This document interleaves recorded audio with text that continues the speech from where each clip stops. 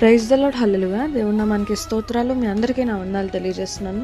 ఈ దినం కొరకు దేవుడు సిద్ధపరుచినటువంటి మాటలు, ప్రియ సహోదరి సహోదరుడా, ఈ యొక్క దినం అయితే దేవుడు ఒక్కటే చెప్తున్నారు, నీతో అడుగుతున్నారు కూడా. ఏంటంటే, నేను నీకు ఇచ్చినటువంటి వాగ్దానాన్ని నేను ఖచ్చితంగా నెరవేరుస్తాను.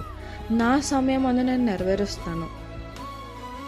నేను మాట ఇచ్చేటప్పుటకు నరుడు వంటి వాడిని కాదు, నీ దేవుడైన యెహోవాను అని చెప్పి దేవుడు ఈ దినం మాట్లాడుతున్నారు. దేవుడు వాగ్దానము నెరవేరుస్తానని చెప్పి మాట్లాడుతున్నారు. కానీ నెరవేర్చినటువంటి తర్వాత పొందుకున్నటువంటి నీవు ఆయనకి నచ్చినట్లు కృతజ్ఞత కలిగినటువంటి జీవితాన్ని నువ్వు జీవిస్తావా అని చెప్పి దేవుడి దినం నిన్ను అడుగుతున్నారు. ఆయన వాగ్దానాన్ని నెరవేరుస్తా అంటున్నారు. ఆయనకు నచ్చినట్టు వాగ్దానం పొందుకున్నాక నువ్వు జీవిస్తావా అని అడుగుతున్నారు. అందుకోసమే ఈ దినం అయితే ద్వితీయోపదేశ కాండం నుండి మనము ఒకసారి చూసుకున్నట్లయితే దేవుడు ఇక్కడ మాట్లాడుతూ ఉంటారు. ఇక్కడ ఏంటంటే, హోరేబు కొండ మీద దేవుడు ఆయన స్వరంని అగ్నిలో నుండి వినిపించిన తర్వాత దేవుడు మోషే ద్వారా ఇశ్రాయేలు ప్రజలతో మాట్లాడుతున్నారు. మీరు నేను ఇచ్చేటువంటి పాలు తేనెలు ప్రవహించేటువంటి దేశంలో మీరు క్షేమంగా, మీ యొక్క పిల్లల తరములు క్షేమంగా దీర్ఘశాంతంతో ఉండాలి అంటే మీరు నేను చెప్పినటువంటి ప్రతి ఒక్క కట్టడలను మీరు అనుసరించేటువంటి వ్యక్తులుగా ఉండాలి. నన్ను తప్ప వేరొక దేవుడిని మీరు పూజించకూడదు. ఏ ఒక్క రాతినైనా ఏ ఒక్క విగ్రహాన్నైనా మీరు చేసుకొనకూడదు. మీరు పూర్ణ మనసుతో దేవుడిని ఆరాధించాలి, ప్రేమించాలి అని చెప్పి దేవుడు మాట్లాడుతున్నారు. ఆయన కట్టడలను మీరు తప్పిపోకుండా మీరు వాటిని అనుసరిస్తేనే మీరు దేవుని యొక్క క్షేమాన్ని పొందుకునేటువంటి వ్యక్తులుగా ఉంటారు. దేవుని యొక్క కృపను పొందుకునేటువంటి వ్యక్తులుగా ఉంటారు అని చెప్పి దేవుడు వారితో సెలవిచ్చారు. అదే రీతిగా దేవుడు ఈ దినం నీతో మాట్లాడుతున్నారు. నేను నీకు వాగ్దానం చేశాను కదా, నేను నెరవేరుస్తాను. కానీ నీవు నాకు నచ్చినట్టు కృతజ్ఞత కలిగినటువంటి జీవితాన్ని, నా కోసం నీ యొక్క జీవితాన్ని జీవిస్తావా అని చెప్పి దేవుడు ఈ దినం అడుగుతున్నారు. చాలామంది మనము ఒకసారి జనరల్గా ప్రాక్టికల్గా చూసుకున్నట్లయితే చాలామంది దేవుని దగ్గర ఏదో ఒకటి కావాలి అని చెప్పి చాలా నిష్టగా ప్రార్థన చేస్తూ, లేకపోతే నేను కొండ ఎక్కుతానయ్యా, లేకపోతే నీకోసం ఇది తినడం మానేస్తానయ్యా అని చెప్పి సాక్రిఫైసెస్ కూడా కొన్ని వారికి నచ్చినది జరగాలంటే వారు ఎన్నో సాక్రిఫైస్ చేస్తూ ప్రార్థనలు చేస్తూ ఉంటారు. వన్స్ దేవుడు వారికి కావాల్సింది, వారు అడిగింది కనికరపడి ఇచ్చిన దాన్ని బట్టి వారు పొందుకున్న తర్వాత వారు ఏం చేస్తారంటే, వారికి అతిశయం వచ్చేస్తుంది. ఇది నేను ప్రార్థన చేసి నేను అడిగి పొందుకున్నాను, ఇది అంతా నా క్రెడిట్ అని చెప్పి చాలామంది అతిశయపడుతూ దేవుడు దగ్గర నుండి పొందుకున్నది తర్వాత వాళ్ళు ఏం చేస్తారంటే దేవుడికి నచ్చినట్టు ఉండడం మానేస్తారు. దేవుడికి మానక ప్రార్థన చేసేటువంటి హ్యాబిట్ని ఆపేస్తారు. దేవుని దగ్గరికి వెళ్ళడమే మానేస్తారు. ఎందుకంటే వాళ్ళకి కావాల్సింది వాళ్ళు పొందుకున్న తర్వాత అవసరం తీరిపోయింది అన్నట్టు కృతజ్ఞత లేనటువంటి జీవితాన్ని, వారికి నచ్చినటువంటి జీవితాన్ని వారు జీవించేటువంటి వ్యక్తులుగా ఉంటారు. దేవుడికి తెలియదు అనుకుంటున్నారా? మీరు వాగ్దానం మీకు నెరవేర్చిన తర్వాత మీ యొక్క స్వభావం ఎట్లాగా ఉంటుంది, మీ యొక్క భక్తి ఎట్లా ఉంటుంది, మీరు కృతజ్ఞత కలిగి ఉంటారా లేరా అని చెప్పి దేవుడికి తెలియదు అనుకుంటున్నారా? తెలుసు. ఇక్కడ దేవుడు ముందే ఆయనకి తెలుసు కాబట్టి ఇశ్రాయేలు ప్రజలతో చెప్తున్నారు, మీరు నా కట్టడలలో నిలిచి ఉండి వాటిని అనుసరిస్తేనే మీకు క్షేమము, మీ యొక్క పిల్లల తరముల వరకు దీర్ఘశాంతము, క్షేమము, విజయము, కృప అన్నీ ప్రతి ఒక్కటి కొదవ లేకుండా తీరుస్తానని చెప్పి దేవుడు ఇశ్రాయేలు ప్రజలతో ఈ యొక్క కట్టలను మీరు అనుసరించి నడవాలని చెప్పి మోషే ద్వారా మాట్లాడుతున్నారు. అదే రీతిగా దేవుడు ఈ దినము ఒకటే చెప్తున్నారు.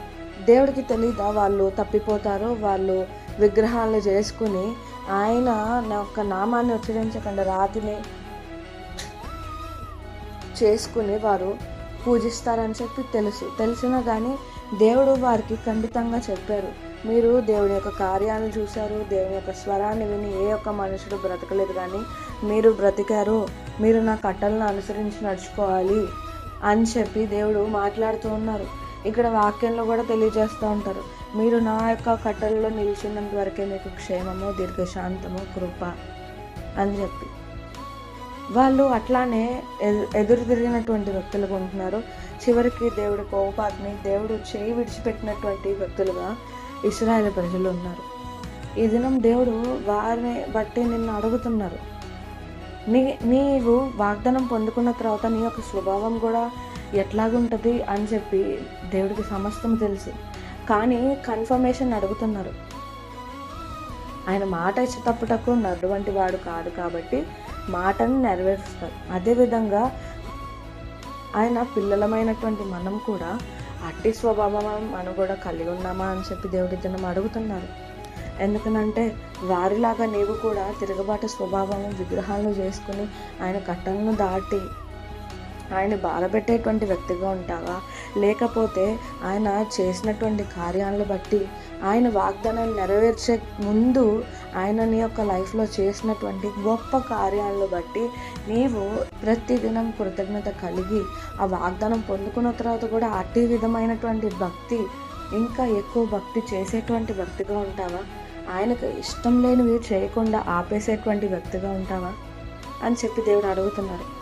ఇక్కడ దేవుడు ఒకటే చెప్తున్నారు, కండిషన్ ఏంటంటే ఆయన్ని పూర్ణ మనసుతో, పూర్ణ ఆత్మతో ప్రేమింపవలను, ఆయన కట్టెల నుండి దాటిపోకుండా ఉండాలని చెప్పి దేవుడు తెలియజేస్తున్నారు. అదే రీతిగా నీకు కూడా అదే తెలియజేస్తున్నారు.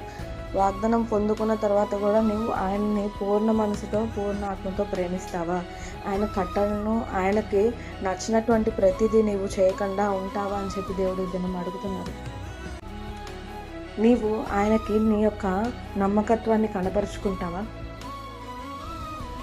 అయితే దేవుడు అడుగుతున్నారు, నీవు ఖచ్చితంగా నిజమైనటువంటి భక్తి చేస్తానయ్యా, నేను నీకు కృతజ్ఞత కలిగి ఉన్నటువంటి జీవితాన్ని నేను జీవిస్తానయ్యా అని చెప్పి నీవు అనుకునేటువంటి వ్యక్తివైతే దేవుడి దినం ఒకటే మాట్లాడుతున్నారు, అవి పొందుకుని ఉన్నావు అని చెప్పి ఈ దినం నుండి నీవు కృతజ్ఞత తెలిపేటువంటి వ్యక్తిగా ఉండు. ఎందుకనంటే కార్యం పొందుకున్నటువంటి తర్వాత నమ్మేటువంటి వ్యక్తులు చాలామంది ఉంటారు. కానీ ఇశ్రాయేలు ప్రజలు కూడా వాళ్ళు కార్యము అంటే పాలు తేనెలు ప్రవహించేటువంటి దేశము వెళ్ళేదాకా వారికి దేవుడి మీద ట్రస్ట్ లేదు. ఎందుకనంటే వారికి ఫుడ్ లేదు, లేకపోతే ఎవరో ఒకళ్ళు శత్రువులు దాడి చేస్తున్నటువంటి క్రమంలో వారు ఎప్పటికప్పుడు దేవుడి మీద నసికేటువంటి వ్యక్తులుగా ఉన్నారు. ఇక్కడ దాకా తీసుకొచ్చింది ఈ అడవుల్లో మమ్మల్ని చంపేయడానిక, ఈ యొక్క ఎడారుల్లో మమ్మల్ని ఇట్లాగా ఫుడ్ లేకుండా, వాటర్ లేకుండా మేము చనిపోవడానికి తీసుకొచ్చిందని చెప్పి ఆ దేశాన్ని అడుగుపెట్టే వరకు వాళ్ళు నసుకుతూనే ఉన్నారు. ఏ ఒక్క నమ్మకత్వాన్ని వారు కనపరచలేదు. నార్మల్గా మనం చూసుకున్నట్లయితే ఎర్ర సముద్రమును 2 పాయలుగా చీల్చారు, ఆకాశం నుండి మన్నాని, మాంసముని, రాతి నుండి నీళ్లను, ఇన్ని గొప్ప కార్యాలు చేసినటువంటి దేవుణ్ణి నమ్మకుండా వాళ్ళకి ఎదురయ్యేటువంటి పరిస్థితులను బట్టి వాళ్ళు ఇంకా నసిగేటువంటి వ్యక్తులుగా ఉంటున్నారు. కానీ దేవుడు ఈ దినం ఒకటే చెప్తున్నారు, నీతో నేను నెరవేరుస్తాను, నీవు కృతజ్ఞత కలిగి ఉన్నటువంటి జీవితాన్ని నువ్వు జీవిస్తా అని చెప్పి నువ్వు అంటున్నావు కదా. అయితే ఈ యొక్క దినం నుండి నీ యొక్క నమ్మకత్వాన్ని కనపరచమని చెప్పి దేవుడు మాట్లాడుతున్నాడు. ఎందుకనంటే పొందుకున్నాక ఎవరైనా కానీ నమ్మకత్వాన్ని కనపరుస్తారు. దేవుడు నూతన నిబంధనలో కూడా దేవుడు ఒకటే మాట్లాడతారు. ఎక్కడంటే యేసుప్రభులు వారు పునరుత్థానం అయిన తర్వాత శిష్యుల దగ్గరికి వెళ్ళి కనపరిచినప్పుడు, మహిమ శరీరంతో ఉన్నప్పుడు తోమా అంటాడు, ఖచ్చితంగా ఆయన యేసుప్రభులేనా, ఆయన యొక్క గాయాల్లో వేలు పెట్టి మీరు చూసారా అని చెప్పి అడుగుతాడు. అడిగితే వాళ్ళు అంటారు, లేదు లేదు మేము చూడలేదంటే తోమా కోసం మరలా వచ్చారు. వచ్చినప్పుడు ఆయన వేలు పెట్టి చూసి ఆయన నా యేసయ్య అని చెప్పి ఆయన గుర్తుపడతాడు. గుర్తుపట్టినాక దేవుడు ఒక మాట చెప్తాడు, చూసి నమ్మిన వాడికంటే చూడక నమ్మిన వాడే ధన్యుడు అని చెప్పంటాడు. అదే రీతిగా దేవుడు దినం మాట్లాడుతున్నాడు, నీవు కార్యంని ఇంకా నువ్వు పొందుకోలేదు, బట్ దేవుడి మీద నీకున్నటువంటి నమ్మకత్వాన్ని నీవు ఇంకా పొందుకుని ఉన్నావని చెప్పి ఆ కార్యాన్ని నీవు ప్రతిదినం కృతజ్ఞత కలిగినటువంటి జీవితాన్ని జీవించు. ఎందుకనంటే కార్యం పొందుకున్నాక కృతజ్ఞత కలిగి ఉండడం అనేది ఒక ఎత్తు అయితే, కార్యం పొందుకొన మునిపే నీవు కృతజ్ఞత చూపించేటువంటి వ్యక్తిగా నువ్వు ఉన్నట్లయితే నీవు దేవునికి నీ యొక్క నమ్మకత్వాన్ని కనపరిచేటువంటి వ్యక్తిగా ఉంటావని చెప్పి దేవుడు మాట్లాడుతున్నారు. అన్నీ దేవుడే చేస్తున్నారు కదా, ఇట్లా ఉండు నా కోసం ఎట్లా చేయని చెప్పి దేవుడే మాట్లాడుతున్నారు కదా. నీవు కనపరుస్తావా ఈ దినం నుండి, దేవా నువ్వు నా జీవితంలో చేసిన ప్రతి ఒక్క వాగ్దానంలో నెరవేర్చినందుకు మీకే స్తోత్రములు అని చెప్పి నీవు ఈ దినమే నీవు నమ్మి కృతజ్ఞతాస్తుతులు చెల్లించినటువంటి వ్యక్తి నీవు అయితే దేవుడికి నీ యొక్క నమ్మకత్వాన్ని కనపరిచేటువంటి వ్యక్తిగా నీకు ఉంటావని చెప్పి దేవుడు మాట్లాడుతున్నారు. అట్లాగా కనపరిచేటువంటి వ్యక్తిగా నీవు ఇప్పటి నుండి కార్యం పొందుకున్నాక కాకుండా పొందక ముందు నుండి నువ్వు ఆ కార్యాన్ని పొందుకున్నానని చెప్పి కృతజ్ఞత తెలియజేస్తూ ఉన్నప్పుడు ఆ కార్యాన్ని నువ్వు ఖచ్చితంగా పొందుకున్న తర్వాత నీవు అట్టి విధంగానే ప్రతి దాంట్లో నీవు కృతజ్ఞత చెల్లించేటువంటి వ్యక్తిగా ఉంటావు. దేవుడు నిన్ను అంతకంతకు హెచ్చించేటువంటి దేవుడుగా ఉంటాడు. ఈ దినం నుండైనా కానీ నువ్వు కార్యాన్ని పొందుకుంటావు ఖచ్చితంగా. కానీ పొందుకొన ముందు నుండే నీవు కృతజ్ఞతాస్తుతులు చెల్లించేటువంటి వ్యక్తిగా ఉండు. నీ యొక్క నమ్మకత్వాన్ని ఆయనకి కనపరచమని చెప్పి కోరుకుంటూ అట్టి కృప దేవుడు మీకు దయచేయను గాక. ఆమేన్.